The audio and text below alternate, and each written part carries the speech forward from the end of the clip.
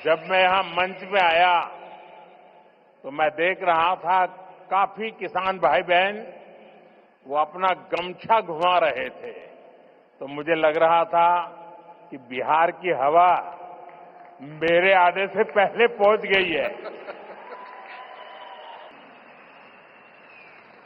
साथियों, natural farming एक ऐसा विषय है जो मेरे दिल के बहुत करीब है। मैं तमिलनाडु के सभी किसान साथियों को south India natural farming summit के इस अभूतपूर्व आयोजन के लिए शुभकामनाएं देता हूं। और अभी मैं प्रदर्शनी देखने गया था। मुझे बहुत किसानों से बातचीत करने का सौभाग्य मिला और कोई मैकेनिकल इंजीनियरिंग करके पीएचडी करके खेती कर रहा है, कोई नासा में चंद्रयान का काम करते करते छोड़ करके खेती कर रहा है और खुद खेती करता है। इतना ही नहीं, अनेक किसानों को वो तैयार कर रहे हैं, नौजवानों को ट्रेन कर रहे हैं। मुझे आज सार्वजनिक रूप से स्वीकार करना होगा, अगर मैं आज इस कार्यक्रम में न आया होता तो मैंने मेरी जिंदगी में बहुत कुछ गंवाया होता और आज मैंने यहां आकर के बहुत कुछ सीखा है। मैं अब मन से तमिलनाडु के किसानों की जो हिम्मत है, परिवर्तन को स्वीकार करने की उनकी जो ताकत है, उसको सौ सलाम करता हूं।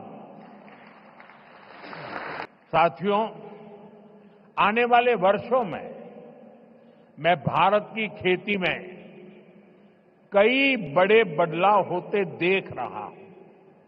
भारत नेचुरल फार्मिंग का ग्लोबल हब बनने के रास्ते पर है। हमारी बायोडायवर्सिटी एक नया आकार ले रही है। देश के युवा भी अब एग्रीकल्चर को एक मॉडर्न स्केलेबल अपॉर्चुनिटी के रूप में देख रहे हैं। इससे देश की रूरल इकोनॉमी को बहुत बड़ी ताकत मिलने जा रही है। बीते 11 वर्षों में देश के पूरे कृषि सेक्टर में बहुत बड़ा परिवर्तन हुआ है। हमारा एग्रीकल्चरल एक्सपोर्ट करीब करीब 2 गुना हुआ है। खेती को आधुनिक बनाने के लिए सरकार ने किसानों को मदद देने का हर रास्ता खोला है। नेचुरल फार्मिंग का विस्तार आज 21वीं सदी की कृषि की मांग है।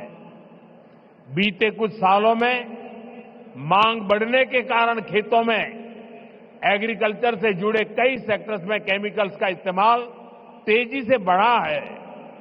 केमिकल फर्टिलाइजर्स और पेस्टिसाइड्स के ज्यादा इस्तेमाल के कारण सॉइल फर्टिलिटी गिर रही है, सॉइल मॉइस्चर पर असर पड़ रहा है और इन सबके साथ फार्मिंग की कॉस्ट पर हर साल वो बढ़ती ही जा रही है। इसका सॉल्यूशन क्रॉप डाइवर्सिफिकेशन और नेचुरल फार्मिंग से ही संभव है। नेचुरल खेती हमें क्लाइमेट चेंज, मौसम में हो रहे बदलाव का सामना करने में मदद करती है। ये हमारी मिट्टी की सेहत को स्वस्थ रख सकती है और इससे लोगों को नुकसान करने वाले केमिकल से भी बचाया जा सकता है।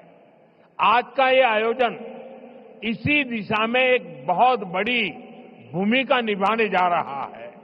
मुझे खुशी है कि दक्षिण भारत के किसान प्राकृतिक खेती की परंपराओं जैसे पंचगव्य, जीवामृत, बीजामृत, आच्छादन आदि को निरंतर अपनाए हुए हैं। ये परंपराएं मिट्टी का स्वास्थ्य बेहतर रखती हैं, फसलों को केमिकल मुक्त रखती है और इनपुट कॉस्ट बहुत कम कर देती है।